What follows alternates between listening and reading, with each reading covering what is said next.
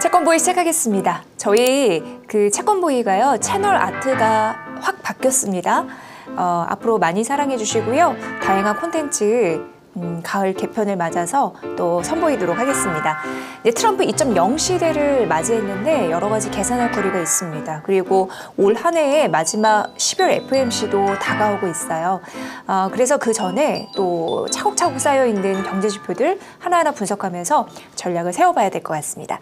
자, 오늘 KB증권 박준우 연구원 연결해 볼게요. 연구원님. 네, 안녕하십니까. KB증권 박준우입니다. 인플레이션의 주요 지표인 미국 CPI 지표가 발표가 됐는데 이게 10월치가 7개월 만에 반등을 했더라고요. 어떻게 보셨습니까? 다시 인플레이션이 미국 경제에서 화두가 되고 있습니다. 지난 몇 개월 동안은 인플레이션이 꾸준히 잘 내려왔기 때문에 인플레이션 리스크에 대한 언급이 크지 않았었는데 트럼프 당선까지 겹치면서 인플레이션에 대한 우려가 커지고 있는 상황입니다. 저는 근데 인플레이션에 대해서 아직까지는 크게 걱정하지는 않고 있습니다. 우선 10월 CPI를 먼저 좀 복기를 해보면 이 서비스와 상품 그리고 에너지와 음식 가격 이렇게 좀 크게 세 가지로 나눠볼 수가 있고 서비스 안에서 쉘터라고 하는 주거비를 또 따로 떼어놔서 볼 수가 있습니다. 노란색 막대기로 표기된 쉘터가 10월 달에 다시 반등을 하면서 전반적인 CPI의 상승세를 이끌었다라고 볼 수가 있겠습니다. 오히려 저희가 다행이라고 생각한 부분은 근원 서비스 특히 쉘터를 제외한 주거비를 제외한 근원 서비스 인플레이션은 전월비 0.07%포인트 기여도를 기록을 하면서 전반적인 인플레이션 압력이 다시 높아지는 상황은 아니다라고 보고 있습니다. 연준은 주거비 인플레이션은 실제 임대료의 후행에서 내려온다고 생각을 하고 있기 때문에 이 지표는 아마 내년 상반기까지는 다시 하향 안정될 가능성이 높다고 생각하고 있습니다. 연준이 보다 주목하는 것은 주거비를 제외한 근원 서비스 인플레이션인데요. 이 부분이 다시 높아지지 않는다라고 하면 연준이나 시장도 인플레이션 리스크를 크게 걱정할 것 같지는 않습니다. 그 다음 그림을 보시면 전년 동월비 기준으로 여러 수치들을 나타낸 겁니다. 그 이유는 연준의 목표는 결국 한 달 3개월 인플레이션 지표가 그들의 목표는 아니고 궁극적으로는 12개월 동안 인플레이션이 얼마나 올랐는지를 보는 게 연준의 목표입니다. 근데 이제 CPI를 놓고 지금 현재 연간 수치가 어떤지 좀 살펴보면요. 어떤 수치는 1% 초반대, 어떤 수치는 3% 초반대까지 좀 넓게 분포가 되어 있습니다. CPI는 전년 동월비가 2.6%, 근원 CPI는 3.3%. 이렇게 CPI나 근원 CPI만 놓고 보면 연준의 타겟보다 한창 높은 수준이라고 볼 수가 있겠습니다. 2%보다 훨씬 더 높은 수준인 거죠.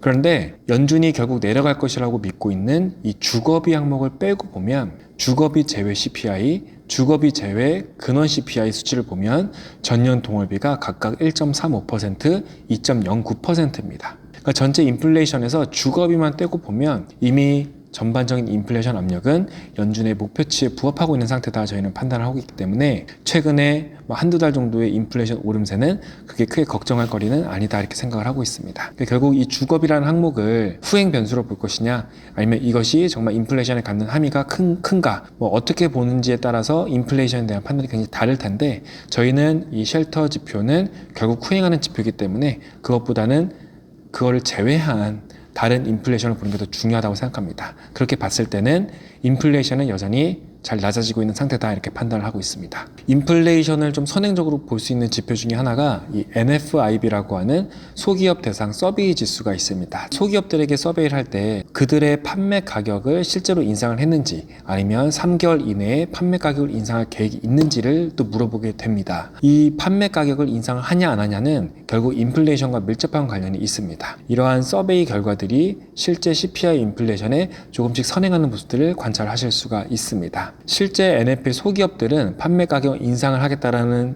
응답자 비율이 2022년 고점을 기준으로 꾸준히 내려오고 있는 상태입니다. 근데 지금 인플레이션이 크게 또 낮아지기를 기대하기는 좀 어려운 부분은 기업들이 판매 가격을 인상하려던 것을 굉장히 많이 줄여왔는데 지금은 굉장히 좀 횡보하는 추세에 접어든 것으로 판단이 되고 있습니다. 꾸준히 내려오다가 지금 최근 한 6개월, 1년 정도는 굉장히 수평 이동을 하고 있는 것을 이제 보실 수가 있습니다. 높았던 인플레이션은 잡혔지만 여기서 인플레이션이 더 한참 더 낮아질 거냐라고 봤을 때는 그렇지는 않을 수 있겠다.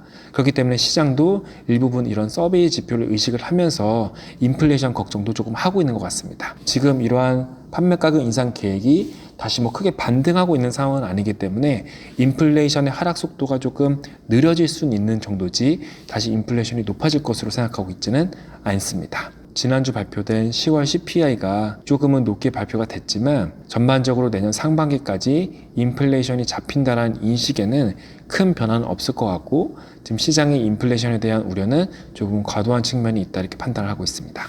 네, 기준금리 인하 속도에 또 중요한 영향을 미칠 재료라서 저희가 살펴봤고요. 인플레이션이 여전히 화두긴 하지만 큰 걱정은 안 한다라고 말씀을 해주셨습니다. 자, 그럼 그 경제 상황이 좋은지 나쁜지를 확인할 수 있는 그런 하나의 또 잣대가 있는데 그 금융기관의 시선으로 한번 살펴보도록 하겠습니다. 어떤 게 있을까요? 은행의 대출 태도가 굉장히 중요한 지표 중에 하나입니다. 한 국가의 성장률이 높아지거나 낮아지는 것은 이 신용과 밀접한 관련이 있습니다. 쉽게 생각하면 저희가 돈을 많이 빌려서 많이 소비를 하면 경제가 좋아지는 거고요. 저희가 돈을 빌리지 않고 오히려 돈을 갚아나가거나 또 은행이 대출을 잘 안 해주면 경기가 꺾이는 겁니다. 그러니까 부동산 대출을 생각하셔도 굉장히 쉬운데요. 은행이 부동산 대출을 쉽게 내주면 굉장히 경기가 부양적으로 변하고 여러 가지 금융자산 가격도 올라갈 개연성이 커지는 거고 반대로 여러 가지 은행들이 대출을 옥죄이면 당연히 저희가 자금을 조달할 수 있는 역량이 떨어지기 때문에 경제 활력도 떨어진다고 볼 수가 있겠습니다. 지난주에 이 은행의 대출 태도라고 하는 지표가 발표가 됐는데 그 부분을 조금 설명을 드려보겠습니다. 은행의 대출 태도라고 하는 것은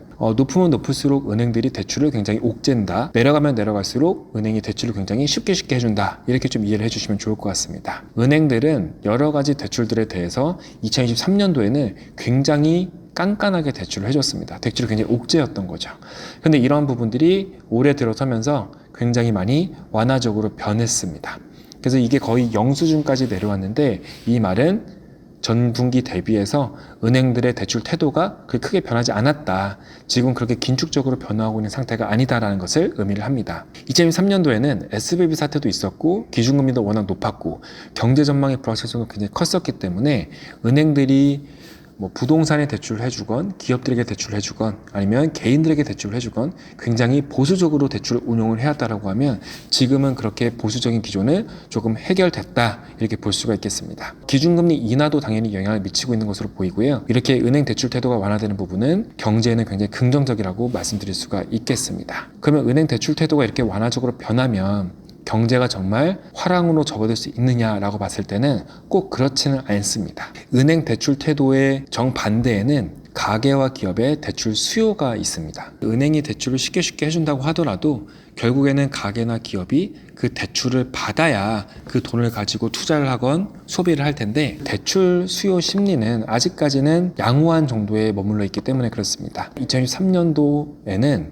가계, 기업 구분할 거 없이 모두 대출을 받지 않았던 시기입니다. 마찬가지로 금리가 너무나 높고 경제 전망이 불확실하기 때문에 이게 소비할 타이밍도 아니고 어떤 기업이 투자를 할 타이밍도 아니다라고 이제 생각을 했던 거죠. 그러한 부분들이 경제 전망이 조금 개선이 되고 기준금리도 인하 기대가 커지면서 작년부터는 대출 수요가 굉장히 부진했던 거에서 지금 회복은 했습니다. 지난주에 발표된 서베이, 4분기 서베이를 살펴보면 이 추세가 플러스로 완전히 돌아서기보다는 0 부근에서 약간 다소 보합 국면을 거치고 있는 것으로 보여집니다. 지금 금리가 조금씩 낮아지고 있고 소프트 랜딩 기대가 커지고는 있지만 기업이나 가게가 대출을 적극적으로 받기보다는 필요한 경우에만 대출을 받는 정도다라고 인식을 하면 될 것 같고 경제를 다시 호황으로 이끌 만한 그런 신용 창출이 일어나고 있다고 보이지는 않습니다. 저희는 인플레이션도 정상화가 되고 있는 과정이라고 생각을 하고 있고요.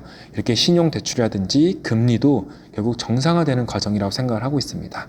그래서 일각에서는 경기가 너무 좋기 때문에 금리가 다시 엄청나게 오르는 거 아니냐 이런 얘기들도 있지만 저희는 경기의 방향성이 정상화되는 정도지 팽창되거나 과열되는 시그널은 아니다라고 판단을 하고 있습니다. 성장률을 판단할 때 중요한 지표인 은행 대출 태도와 기업과 가계의 대출 수요에 대해서 좀 알아봤는데 이 부분이 경제 화랑을 시사하진 않고 있다. 그렇게 좀 요약을 해볼 수 있을 것 같습니다.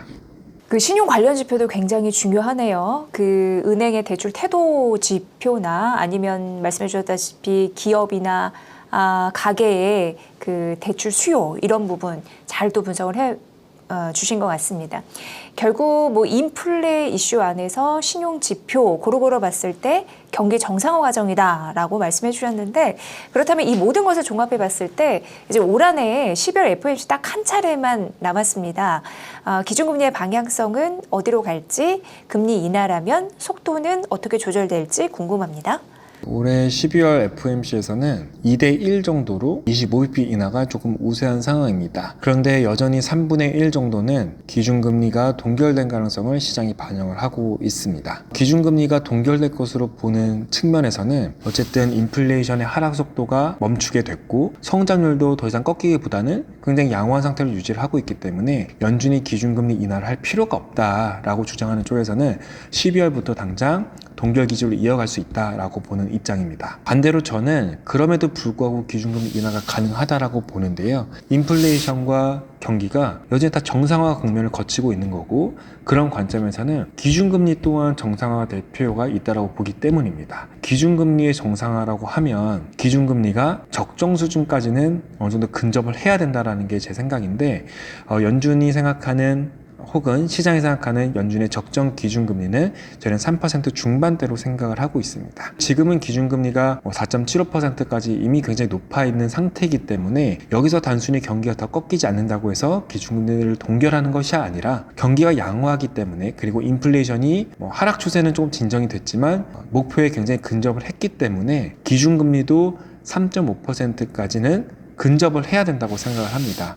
그런 차원에서는 현재 4.75%의 금리는 여전히 충분히 높은 수준이라고 판단이 되고 12월에는 추가 인하가 가능할 것으로 저희는 예상을 하고 있습니다. 물론 내년에 접어들게 되면 기준금리가 꾸준히 인하가 되다 보면 어느 순간은 4% 초반까지 이제 내려갈 텐데, 그때부터는 이제 연준이 분명히 속도 조절도 가능할 것으로 생각합니다. 경제 지표의 상황에 따라 굉장히 달라지겠지만 지금은 정상화라고 생각할 수 있는 균형 수준에서 금리가 매우 높기 때문에 지금 한 번 더 연속적으로 인하하는 게 큰 무리가 없지만, 어느 정도 기준금리 인하를 한 다음에는 기준금리의 적정 수준에 대한 판단이 굉장히 불확실해질 수 있기 때문에 그때부터는 한두 번 정도 기준금리를 동결하는 구간도 생길 것으로 생각이 됩니다. 다만 올해 12월과 내년 초까지는 연준이 충분히 기준금리 인하가 가능하다고 보고 있고요. 그런 관점에서 또 저희는 시장금리의 추가 상승 압력은 굉장히 낮아졌다 이렇게 생각을 하고 있습니다. 결국 기준금리 인하 기대가 소멸되면서 시장금리가 크게 올라왔었는데 저희는 그런 부분들이 상당 부분 이미 반영이 됐고, 당장 12월부터 기준금리 인하를 단행을 하게 되면 시장금리는 다시 조금 하향 안정될 수 있을 것으로 전망을 하고 있습니다. 기준금리 인하 방향성과 그리고 그 속도까지 분석을 좀 잘 해주셨습니다. 이번 주도 연구원님의 분석 잘 들었습니다. 다음 주도 부탁드립니다. 네, 감사합니다. 네, KB증권 박준우 연구원과 함께했습니다.